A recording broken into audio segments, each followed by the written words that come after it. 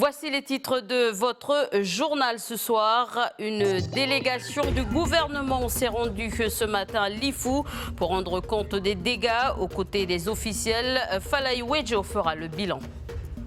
Après la présidentielle, c'est parti pour la course au fauteuil de député. Les partis calédoniens ont officialisé les candidatures aux législatives. Nous ferons le point dans notre édition.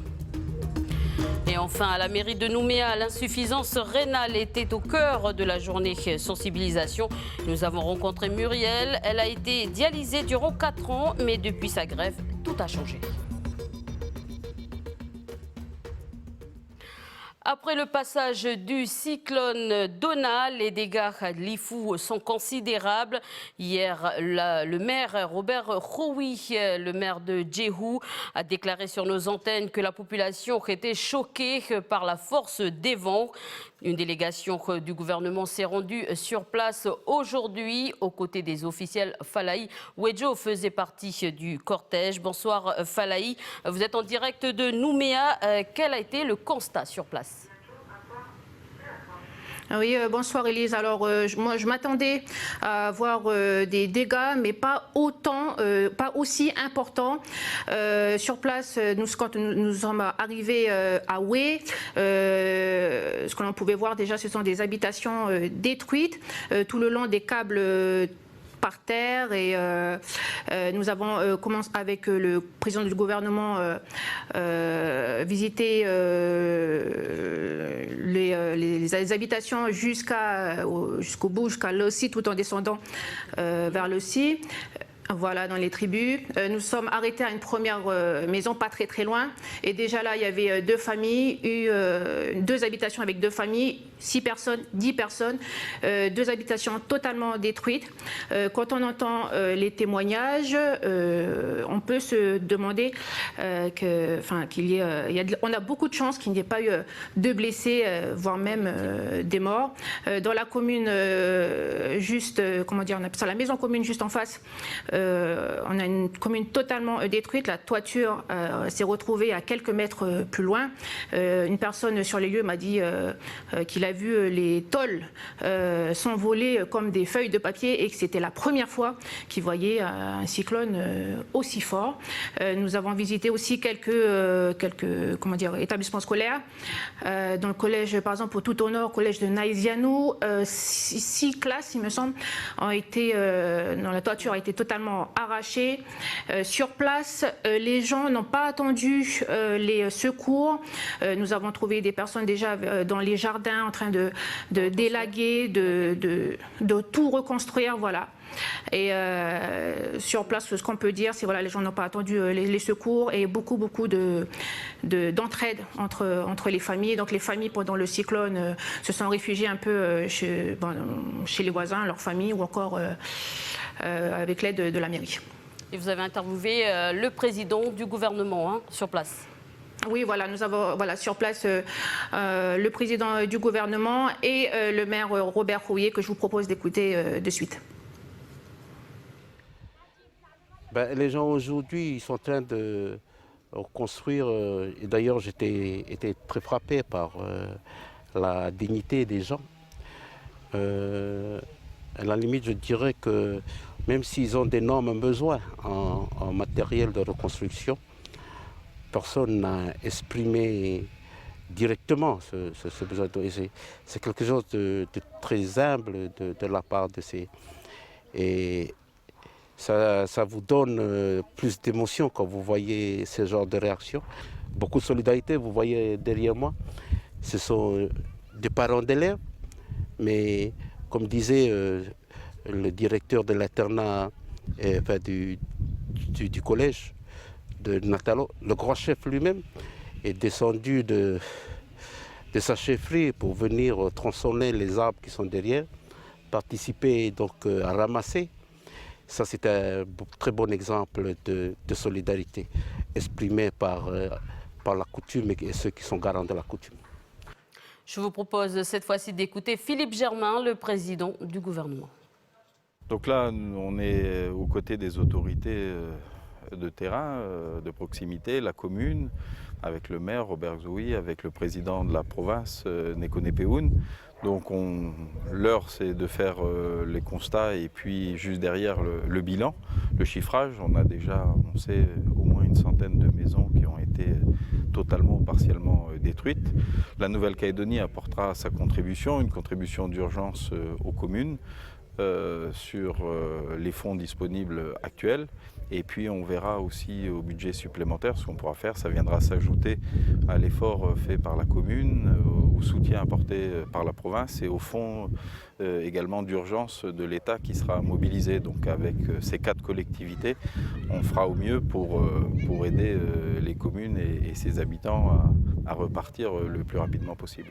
Et quand on sait qu'il y a des centaines d'habitations qui sont touchées, des habitations qui ne sont pas assurées, ça va se chiffrer effectivement à un montant qui est relativement important. Et puis surtout pour les personnes, ils vont avoir besoin de temps pour reconstruire, retrouver un quotidien normal. Alors Falaï, pour conclure sur ce sujet à Lifou, alors un état des lieux après cette journée, et donc quelle sera l'étape suivante? Bon, l'étape suivante que l'on sait maintenant, le président du gouvernement, Philippe Germain, nous disait à l'arrivée à Nouméa que dès mardi, il y aura un fonds de 5 millions qui vont être donnés par la Nouvelle-Calédonie, le gouvernement, et puis un renforcement aussi des équipes de la sécurité civile d'une dizaine de personnes et des forces armées aussi demain. Merci Falaï pour toutes ces précisions. L'actualité météo à suivre chez nos voisins. Futuna est passé en alerte 2. Cet après-midi à 16h30, la dépression tropicale forte est là, se situe à 15h à 120 km à l'est de Futuna. Selon Météo France, elle se dirige vers le sud de Futuna et génère près de son centre des vents à 90 km/h et des rafales à 130 km/h. On attend sur Futuna des vents à 50 km/h avec des rafales à 100 km/h. Elle passera au plus près de l'île durant la nuit, générant des vagues de 3 à 4 mètres pour s'évacuer en s'affaissant légèrement en direction de Fidji. Après la présidentielle, c'est parti pour les législatives au pays. Hier, l'UNI et aujourd'hui, le Front National. Les partis officialisent leurs candidats pour la course au fauteuil de député pour la première et la seconde circonscription. Qui va réellement se présenter? Vanessa Kédé fait le point pour nous ce soir. Qui sont les candidats déclarés pour la première circonscription? Il y a 8 candidats. Philippe Dunoyer sera le candidat pour Calédonie Ensemble.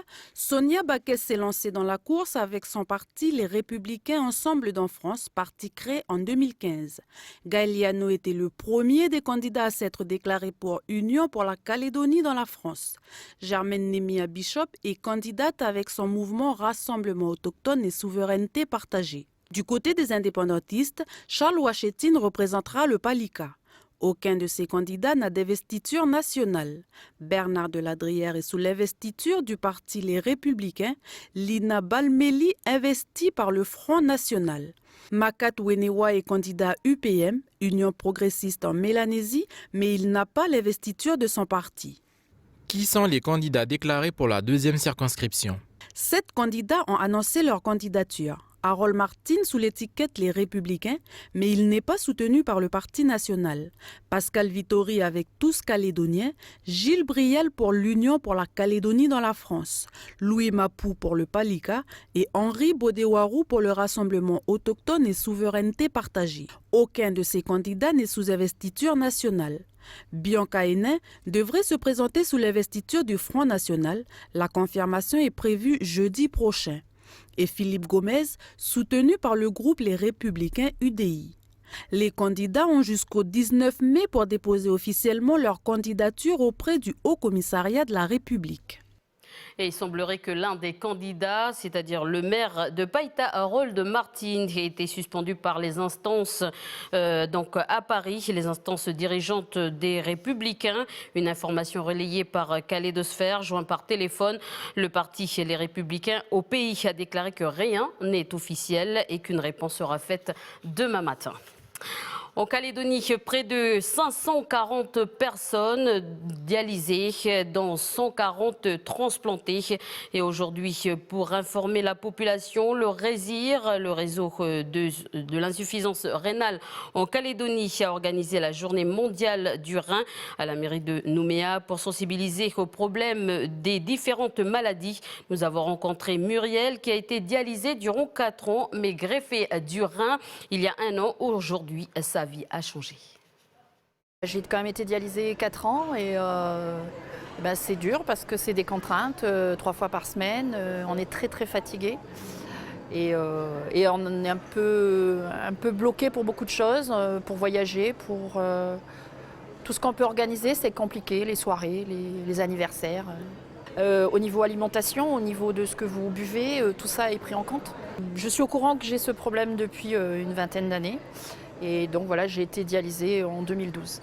Disons que c'est un problème de famille. Donc ma maman a été dialysée pratiquement en même temps que moi. Mon frère a le même souci aussi. Donc on s'organise, on fait autour et on fait avec. On n'a pas le choix de toute façon. C'est vrai que quand une personne est malade, toute la famille est concernée et doit faire avec. Non, il faut faire avec, il faut accepter parce que sinon on se pourrit la vie. Donc il vaut mieux garder le sourire et puis avancer. Puis voilà, après le résultat, c'est la greffe et une nouvelle vie. Voilà, c'est la fin de votre journal. À suivre la météo qui est notre émission. Bienvenue dans la bande. Je laisse la place donc à Jamie Waimo et ses invités. Bonne soirée à tous.